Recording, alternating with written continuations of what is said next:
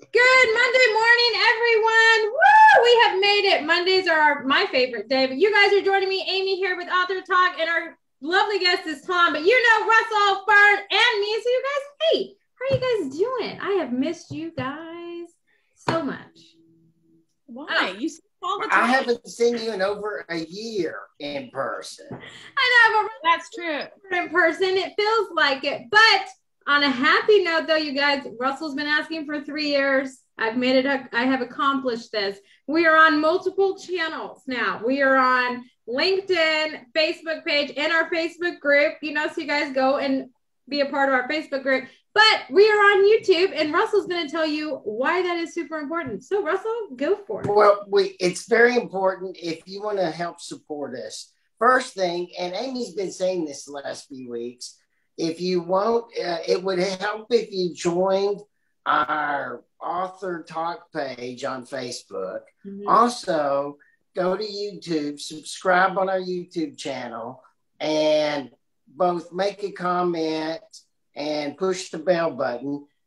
It changes the algorithms that YouTube uses to suggest to other people, so it will enlarge the number of people that get an opportunity to see us. So we very much would appreciate it if you would do that. It's very important. Algorithms is the way we live now. That is true. And I wish... Which is a bad thing, but it's a true thing. Well, yeah. But I wish that when you said, hit the little bell button, I could insert the little ding, in my head it goes off. I'm like, you should interrupt and be. I don't interrupt. You know how I do. You know how it goes. But did anyone do anything fun and exciting this weekend? Fern, did you get your stuff? Raw oyster day. This is raw oyster season.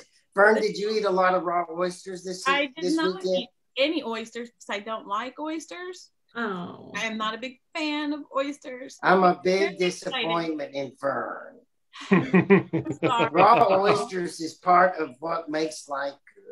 They're pretty good. You like them. They're good. They feel weird in your mouth. I just don't like the way they... You just gotta you can't think about it. Yeah, you just go for it. Yeah. You just gotta go for it. It's not like eating live Korean octopus, so it clings to your throat as you eat those down. I don't eat that either. I know this comes as a shock, but I don't eat that either. I'm shocked. Very persnickety when it comes to food textures. Even you just wanted to say that word. Yes, she did. I love that word persnickety. It's just the way she says it. I just even okay. So mushrooms, I love the flavor that they leave. Yeah, I know you do. I cannot actually eat them. I will push them aside. I'll cook with them, but I just can't eat. Russell, you're so mean. Anyway, Aimee asked about my weekend. No, I didn't have that reaction, but my last... Well, you got to say persnickety. I did. But I want to talk about this next coming weekend, because even though this past weekend was pretty low-key, yeah, this weekend, the 27th, is the gala for authorology. Okay? Yeah. Because they had to get postponed because of the Great Freeze. Great Freeze. The Great Freeze of 2021. And so we had to postpone it. And so I'm excited because, Inklings Publishing has been working with them to put together our anthology. And so we will be releasing it officially. It'll finally be out, and we'll finally be able to say who won the contest. And these poor people have been waiting a whole extra month to find out who the winner is. So yeah. I'm very excited about that. They are patient. I am the most impatient person in the world. I would be so irritated. I would be nagging you guys. Did I win? I have sent them a lot of loving emails. Sometimes loving emails just don't cut it. I want to know. It's that's great, but I want to know. Okay. We all know that Aimee is not patient or loving completely, because in about 10 minutes, when somebody sneaks through that door behind her, we're going to see an explosion. I try to keep those off scene, or I just turn around so you don't see the full effect of my explosion. But I will say it scares my daughter, and that makes it worth it. There you go.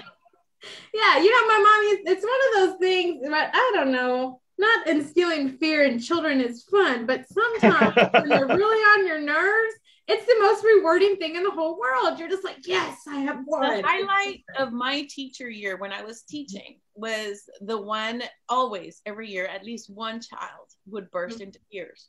Okay. Mm-hmm. And I don't know. I mean, it's not nice of me, but I did enjoy, I bet you were a mean teacher. I was a terribly mean teacher. Mean. They were deadly afraid of me. These people behaved in my room. Yeah, they did. No other option. Yes. Well, you made me cry because I wouldn't behave a couple of times. I have made you cry, but that's okay. I need to push you to get those books in. Oh. Some people. Some people. Well, speaking of books, though, we have Tom here who has a new book. So, Fern, I'm going to kick it on over to you. So, take it away. All right. Well, Tom, first and foremost, before we go into your awesome book, I have got to ask you about the dragon that is behind you, my friend, because yes, I can't take my eyes off of it. You're lucky you're not in the same space and I can just grab it. It's actually a 3D quilt. Oh, wow. So it is a multi-layered quilt that my first wife took her about 12 years to put it together. Wow. That is lovely. Mm-hmm. Yeah, it's a fantastic piece. I wish you could see it up close. It's very sparkly and very three-dimensional, and there's lots of different layers to it. So I really appreciate that you noticed that. That's fantastic. Yeah, I mean, dragons. I mean, you had me a dragon. Dragons. Came on, Dragons. But tell us about your book. So it's a horror, right? Scary. It's kind of a fantasy horror, but yes, yeah, it's. I mean, I could tell just from that cover because that cover says horror. It's a beautiful cover, though. A little bit alien. So are we talking like an alien situation? I know that they're fighting against the red, right? The red is the enemy. Tell us about it. All right, so the book is basically a late medieval kind of Victorian era. There are a lot of different characters. There are like 7 different points of view that are told through the book. So there's basically 7 main characters. Okay. And they're all connected in a lot of different ways. There's 2 different competing timelines. One's about 200 years before the second one. Wow. The basic storyline is the red is a collective intelligence that when the veils are thin on certain worlds, it can leak in. The red is composed of a red fog or mist, which is made of tiny droplets of conscious memory. And when it finds a child or someone whose boundaries are thin, someone who is dreaming, a poet, a dreamer, someone who's half crazy, it is able to take them over and turn them into agents, which then allow them to take the world over. Oh, world domination. I'm all world domination. Yes. And it does that by turning them initially into these monsters that are on the cover.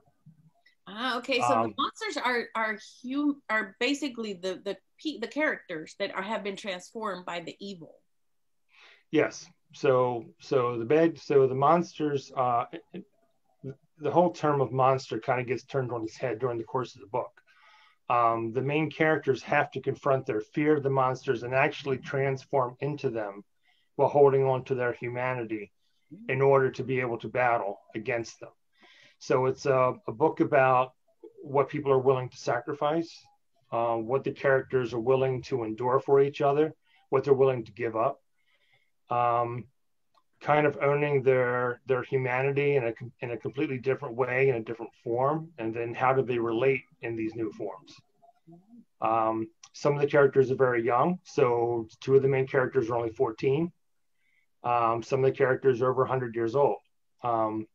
So a lot of competing viewpoints, a lot of different levels of maturity, but it's about how this group of survivors deals with their world being overrun by these monsters and what they have to do in order to survive and eventually, hopefully, win the world back.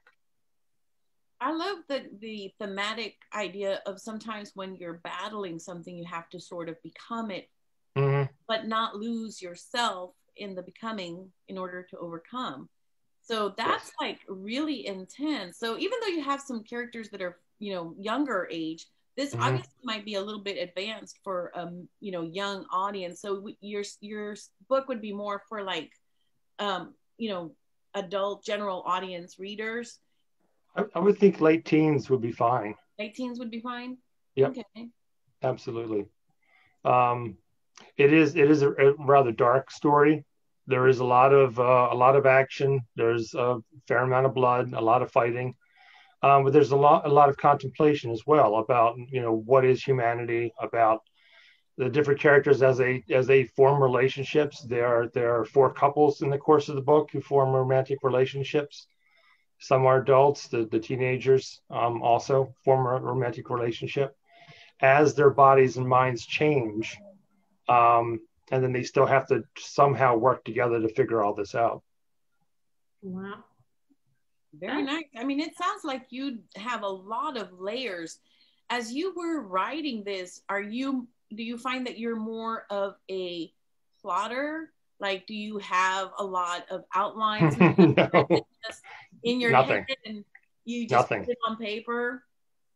No, I usually how I write is I'll get a sentence in my head or a scene in my head and I just play around with it and then it becomes something and I just follow it.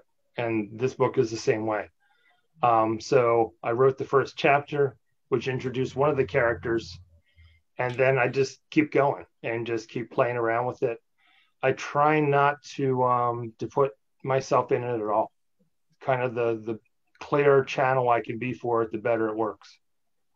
So I don't have any idea what's going to happen until I write it. Nice. That's very exciting. The discovery writers, I find, I'm kind of a blend of discovery and plotting, right? I just go. Not according to Russell, you're not. Russell doesn't know. He chart that stuff out, girl. You have like 5 books charted out.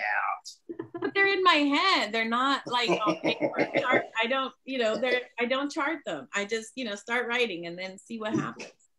Yeah. But, well, I think the question is, do you know the ending of the book when you're starting it? Most of the time, I think so. So I think you are a hybrid. I'm a hybrid. Yeah. You are a hybrid. I have no idea who's going to live or die until it happens. Wow.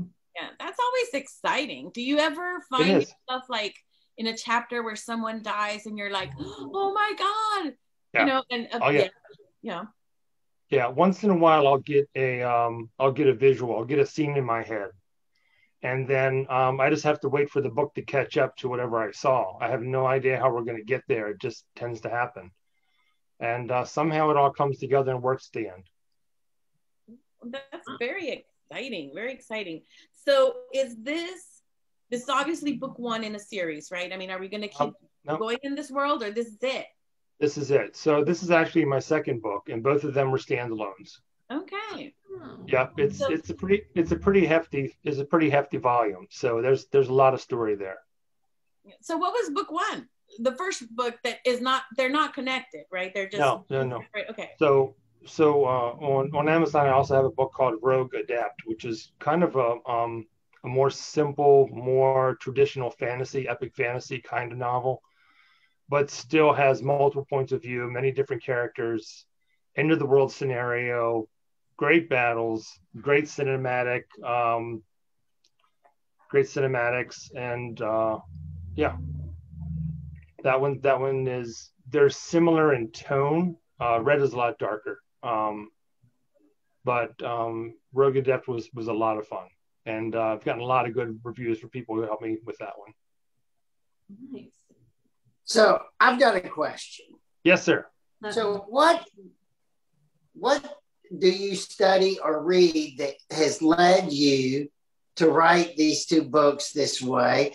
Do you read a lot of psychotherapy? Is that what's going on there? Are you a fantasy guy? What's going on with especially this last book talking about you were almost talking in psychotherapy terms. What's going on there? Okay, so my training, my degree is actually in clinical psychology. Boom. Yeah. Nice. So of course that was 30 years ago. But yeah, that is how my mind works. I'm really interested in consciousness and emotions and different states of consciousness. I've always I've been I've been interested in dreams my whole life. Ooh. And anything involving that kind of thing, shamanism and meditation and dream work, all that kind of stuff is right up my alley. I've been a fantasy sci-fi reader since I could start reading. Read Tolkien over and over and over again, and continual to just read everything I can get my hands on. Okay. Well, that's what it sounded like. You Yeah. wouldn't be a reader of Young, would you? No, I am aware of Jung, and I love the idea of the collective unconscious. That makes a lot of sense to me, but I have not actually read his work. Ooh. Okay. Come on. Sorry, I interrupted, Fern. No, you that was awesome. On that line, because I mean, you've studied a lot of these writers and right. I would love to have a conversation with him just about his Eastern mysticism attitudes. Mm-hmm. Okay. Because elaborate. I do love the whole concept of Eastern mysticism. What is but it? Then I read Young. Yeah. Do you like Alan Watts? He's a little bit too stoned for me. I get you. It's a little too loose. A little stoned. Yeah. I get that. Man. Anyway. So what looking at your books, and you've got your two standalones, one's a little darker than the other. Yeah. What's next for you? Like, do you have another in the similar of this one, or are you going in a completely different direction with the next one? What are your thoughts for what's coming So next? kind of both. So I usually start a project before I end the last one. I like to have stuff, continually something to work on. So I started a new project that was going to be exponentially more complex than the first two. And I worked on that for a while. But then I'm kind of put that to the side. And now I'm much more interested in working on kind of a book of essays about my understandings and things, kind of what we were just talking about with Russell. Work I've done over my lifetime, different spiritual experiences, meditations, and my own kind of interpretations of reality. Ooh. So I've been working on that for a little while now. That's going to be, I think, a much easier book. It is really different, though, because it's not linear, right? Right. So how to put separate, chapters that are short essays together into a way. And by easy, I mean probably just word count. Yeah. Most of my books are like 150,000 words to almost 200,000 words. I think this is going to be a much smaller volume. That's about the only thing I mean by easy. Yeah.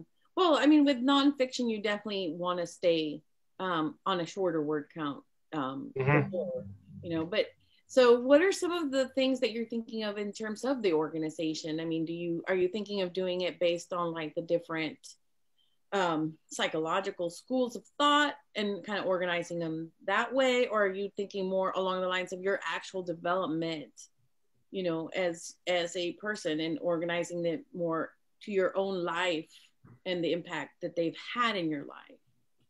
I know some of it is chronological, but that doesn't work thematically.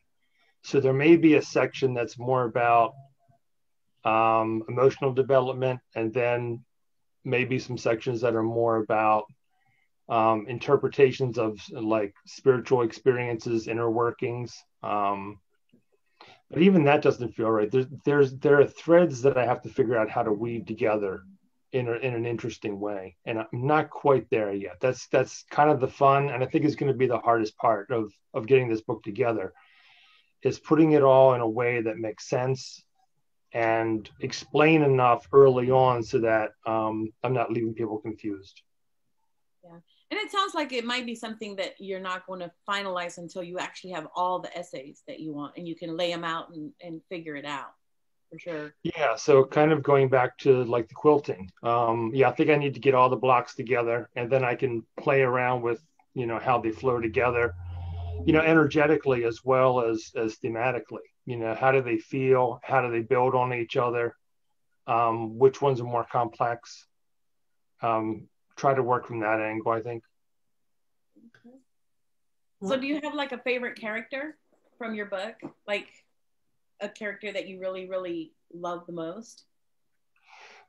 This book, because there's like 6 or 7, they're all a little piece of me, right? So there's the silent mercenary who is a really little guy who has to kind of fight to gain respect. I like him a lot. Then there's a really huge guy. I'm 6'5", so I'm kind of used to living as a big person. So one of the characters is my size, but he's kind of like a linebacker, but he's completely inward directed. So he is a seeker after truth, and he's one of the characters who kind of jumps between the 2 timelines. So he's the one with the deeper thoughts, and I like him a lot too. His name is Simeon. Wow. So how did you come up with the whole concept behind, your book Red? I didn't. I just wrote, and then the sentence just popped in your head and you just ran with it?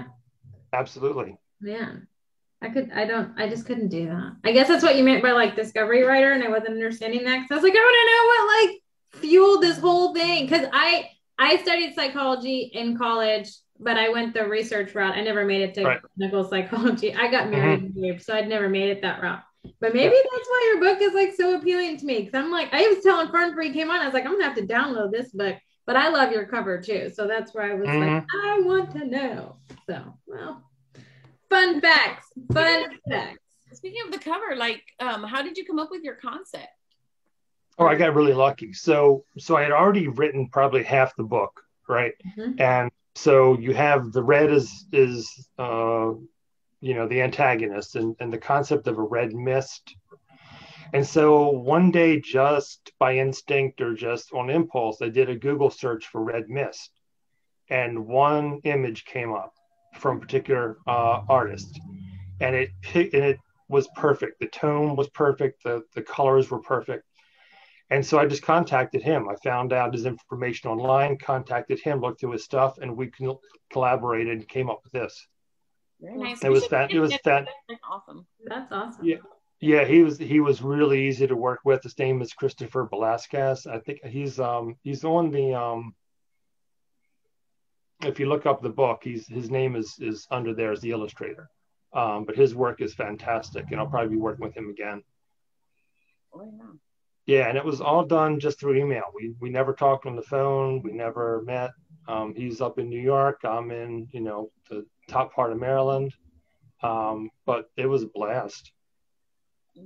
I mean, it is a compelling cover. That's for sure. I mean, like when Aimee sent it to me, I was like, ooh, I wanted to know what that was about, because right away, the color composition, the little character in the front, everything, it just drew me in. Yep. You should show it again, Mr. Russell. Russell, can you show the cover? Okay. Yeah. Yeah. My jingle. Yes, my jingle. Yeah. I loved it. Like when you sent it to me last night, I was just like, holy crap, this is awesome. Mm-hmm. Yeah, and see, like you really feel like compelled to know. Yeah. Like, I look at this cover, I feel compelled to know what is going on with that little girl. I mean, and she might be older. I don't know if she's an older character or a younger character in your book, but I feel compelled, like, okay, I feel concerned for this character in this moment, Yeah. But one thing I want you to notice is look at her posture and look at her hands. Yeah. She's gonna go because she's a little badass. Yes, she is. Yeah, she's not afraid. And this is a scene from earlier in the book where the 14-year-old female who becomes one of the main kind of implements of destruction when she starts earning her power. Wow. Yep. I love it. I love it. Well, you have a granddaughter like that. Yes. We are coming up on time though. So before I kick it to you guys for closing comments, questions, concerns, whatever, I'm going to talk about Through the Eyes of Authors. So tonight we have Kathy Murphy, the Pulpwood Queen, is talking about book clubs and why they are important. So join us tonight on Through the Eyes of Authors. Fern is talking again. If you missed her on the 8th, she's talking again on the 29th, all, behind the scenes of owning a publishing company and what all you need to know. So make sure that you tune in on the 29th for Fern. But Russell, I'm kicking it to you. What is your closing thoughts, comments, questions? I'm dying to read the book because I want to see where his philosophy on psychotherapy or his Eastern mysticism leaks in. Mm-hmm. Yeah, you should. You totally should. Well, as my final comment, I totally want to invite everybody this Saturday, 7 p.m. Authorology is hosting their first annual gala. Yes. Inklings Publishing's releasing the book, and just come party, just come celebrate. We have so much to celebrate in spite of everything going on in the world and pandemics and stuff. There's a lot to celebrate, so do come out and play. Yes. And Tom, thank you so much for joining us today and telling us all about your book. I know all of us are going to go download it because we were super excited last night when we got the cover for it. So thank you so much for carving out, the time to talk with us today. Oh, this has been fantastic. Thank you so much for giving me the opportunity. It's been great meeting you guys. Oh, of course, anytime. You are welcome back anytime. So you guys have a fantastic Monday. I'll see you guys tonight. And if I don't, have a great rest of your week.